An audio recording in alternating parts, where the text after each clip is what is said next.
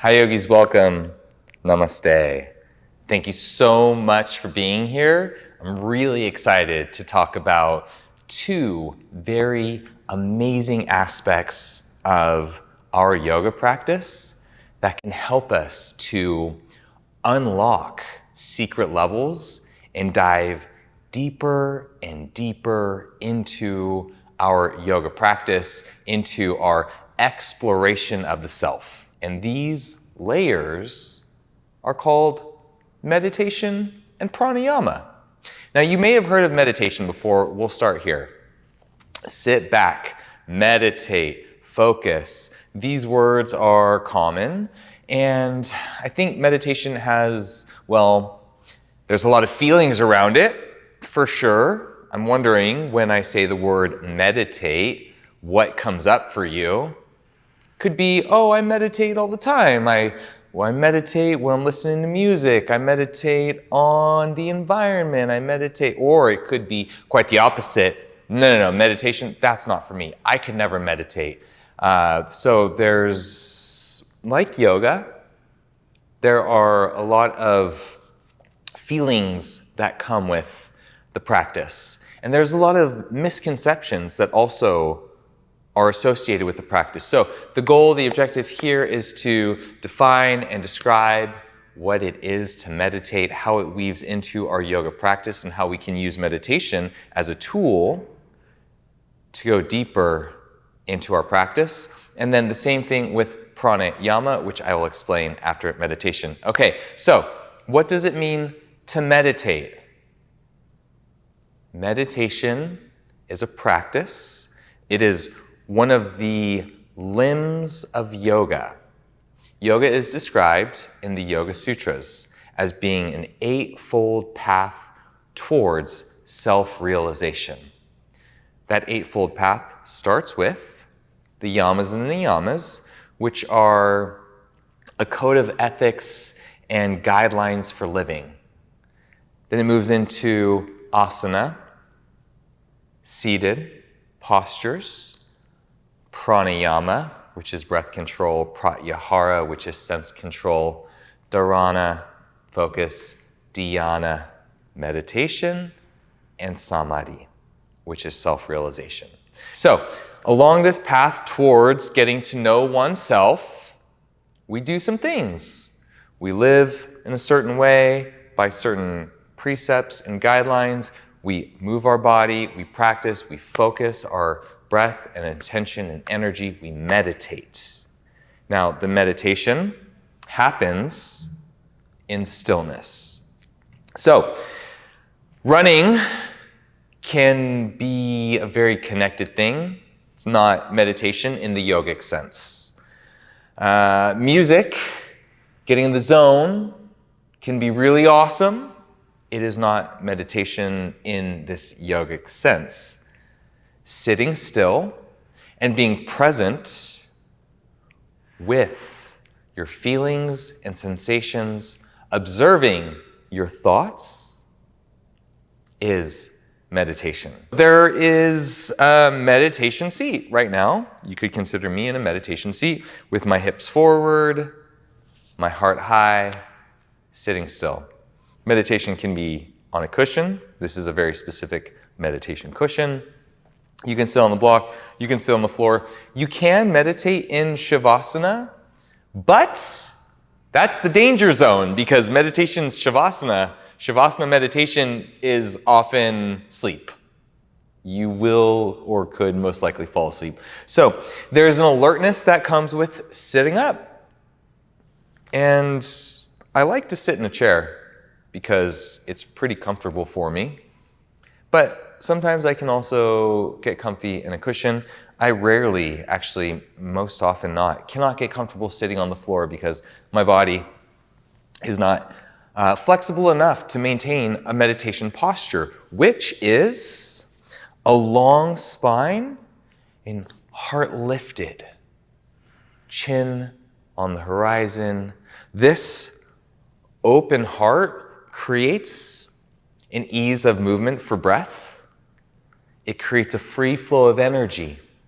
If we associate this with subtle anatomy, then this long spine allows for energy to flow up your central channel, the Sushumna, as these opposing moon and sun energies, the Ida and the Pingala, intersect, lighting up all of your chakras.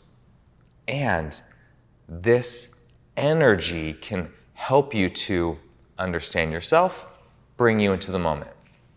It's a little bit on the side though, subtle anatomy. All of these yogic concepts work together though, and understanding each of them bit by bit will help to put all the puzzle pieces together as we work on getting to know ourselves. Okay, back to meditation. So we have a meditation posture. Our heart is lifted, our spine is long, there's an ease in our body, our eyes are closed, and there's a free flow of breath. Great. What are we doing while we sit and meditate?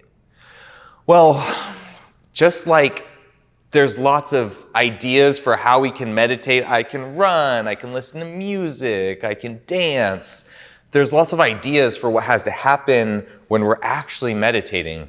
So, in yoga, meditation is sitting still in a seat, in a seated posture, with a long spine, breathing. The mechanics of the meditation are to become aware of thought patterns and sensations in our body. So it goes like this. You might be sitting there and tell me if this is familiar.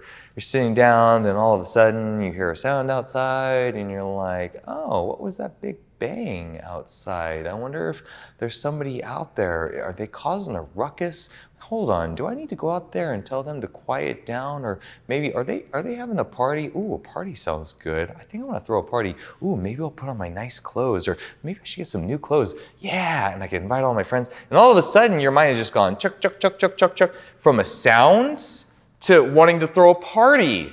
The heck? This is totally normal. This is what our minds do. They think. Meditation is about being aware of the thinker. It's like we're here, we're the doer, but there's also a thinker inside of our mind, our consciousness, and our meditation practice helps us to become aware of the thinker. So it's, oh, there was a loud bang outside. Or is somebody out there causing a ruckus? Wow, oh, should I throw a party? Hold on. Am I thinking about throwing a party right now? That's kind of funny. And that's the recognition. Hold on, am I thinking about throwing a party? You sense into, you become aware of the thinker. And so, each of these thoughts, the bang, the ruckus, the party, these are like waves in the ocean. They're thought waves that are coming in, flowing right through our mind. This happens all day long. Thoughts flowing through our mind. And so when we meditate, and we sit still in our meditation posture, we can bring our attention in to our breath and observe our breath. It's a tool to bring us into our meditation. And then, when our mind does what it does so good and it starts to think, when we catch that thought wave, when we see the wave, we can smile and celebrate and appreciate that we are having a mindful moment. We're recognizing that our mind has gone off somewhere else to some far and distant land. And then we can bring it back into our breath. And then inevitably, there it goes again. And we can catch it, celebrate, yay, I'm practicing mindfulness, and bring it back. And there it goes again. I often hear from students, I can't meditate. There's no way I could ever stop my mind. I agree. Me neither. Couldn't do it. What happens when you practice this mindful meditation of observing your thoughts and observing your physical sensations and observing your body is you start to become more aware of what's going on. Instead of the thinker driving the doer. The thinker is like the puppet master that's got all the strings, and we're just kind of here going, oh, my thinker said do this, my thinker said this. Uh-oh, somebody cut me off. Raw, I'm mad. I'm going to be angry. Well, a practice of meditation helps us to, in that moment, go, raw, I'm mad. Let me take a breath. Let me take a bit. Let me settle down. Okay. I'm actually okay. And so we start to actively participate in the world that we're living in because we can be present with what's happening. Meditation is a practice, like yoga is a practice that helps us to go onto the big stage of life and have the tools that we need to navigate through all of the more challenging moments. When I'm just sitting right here in a chair, it's me, my body, and my breath. There's nothing coming at me.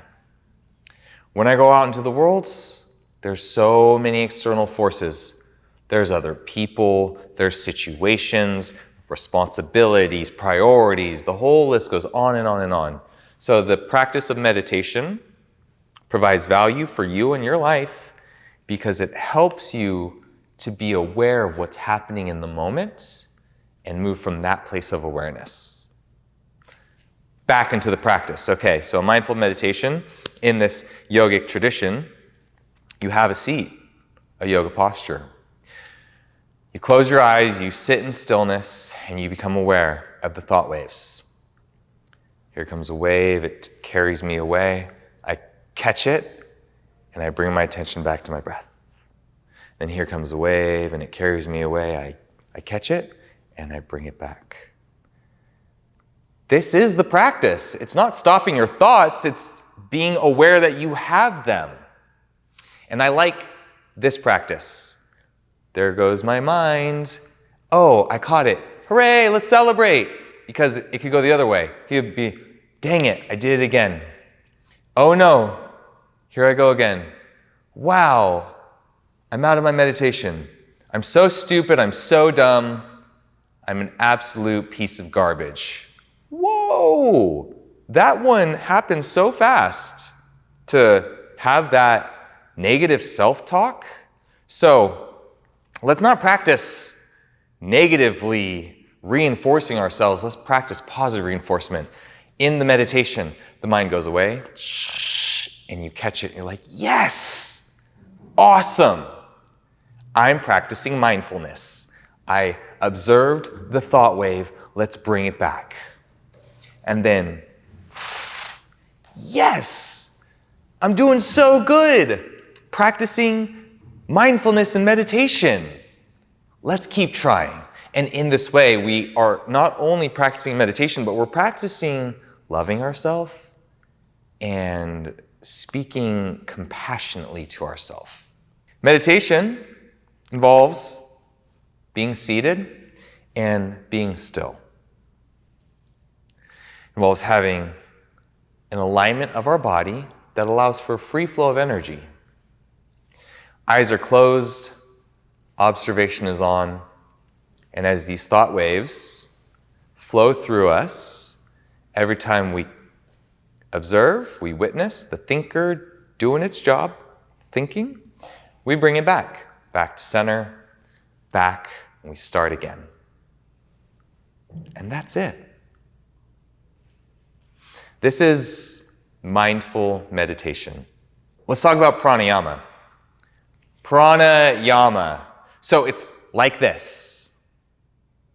We can go weeks without food. We could go days without water. But if you stop breathing, you stop living. We die. This is how important breath is. There is no life without breath.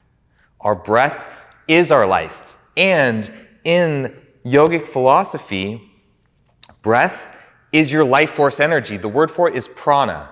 Prana, your life force energy. The energy, the force that sustains you. And how amazing is it that we breathe without even thinking? Physically, we have involuntary and voluntary breathing that happens. We breathe when we're awake, we breathe when we're asleep, and it's a good thing because if we didn't, we would die.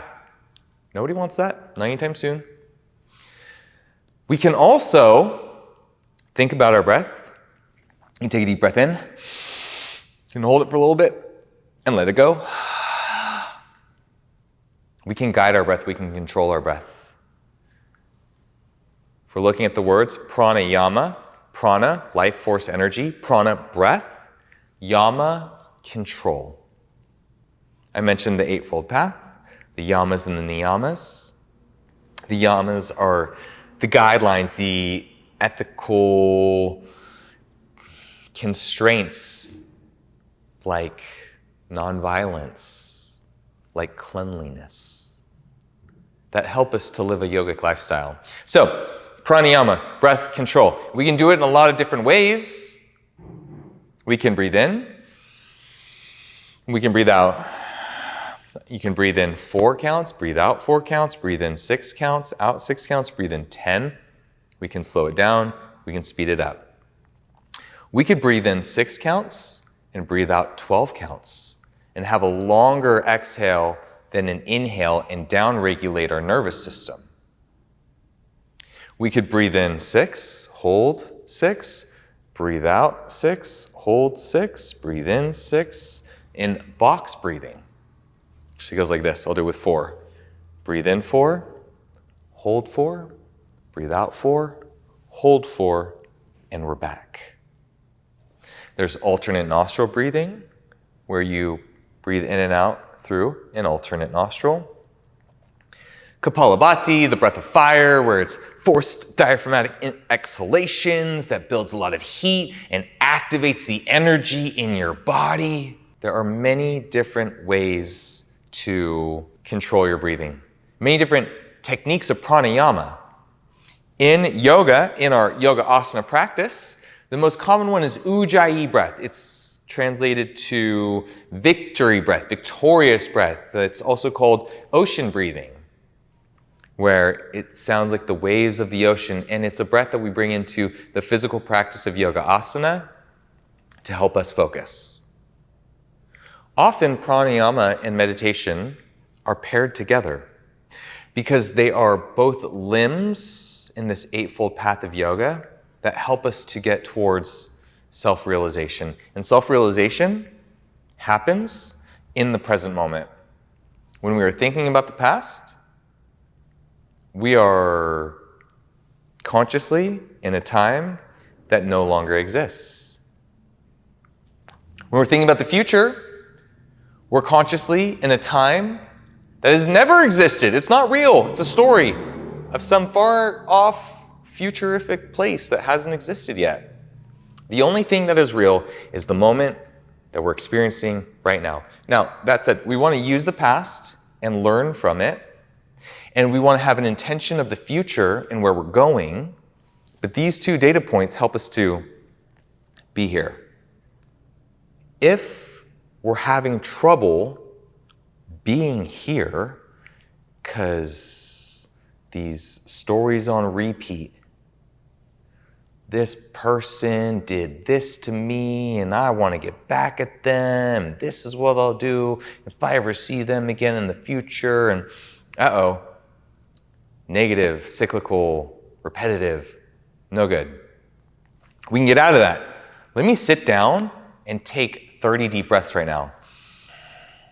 You take 30 deep breaths, 6 counts in, 6 counts out. You focus on that breathing, you will break that cycle of that story. That's not even true. It's a made-up story in your mind based on something that no longer exists and something that has never existed. So, pranayama is a tool to help us find the present moment.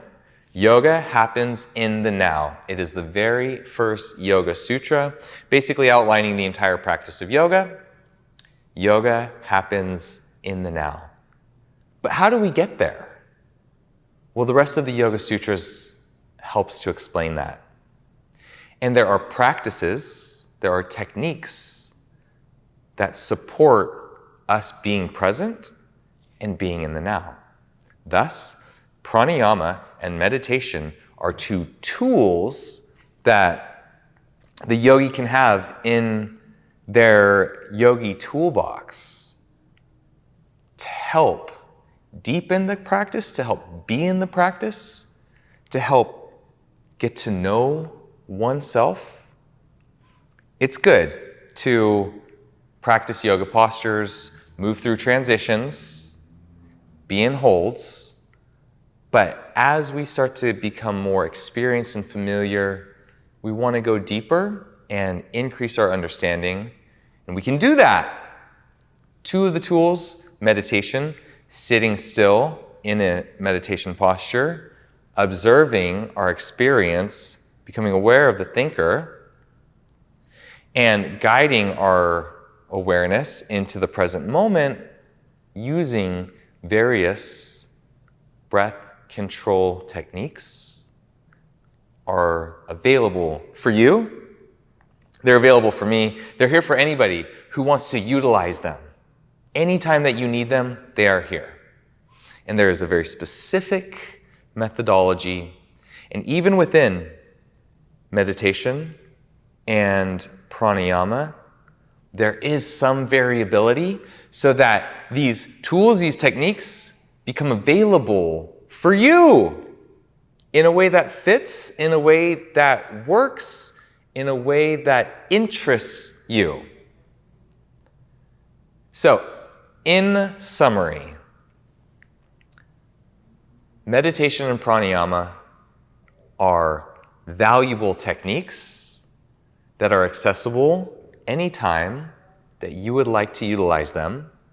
And you can use these techniques to help to bring you into the present moment so that you can move deeper into your yoga practice and you can continue on this journey, this exploration of getting to know yourself. The outcome of that is living a happier, healthier, content, and satisfied life. Thank you so much. Namaste.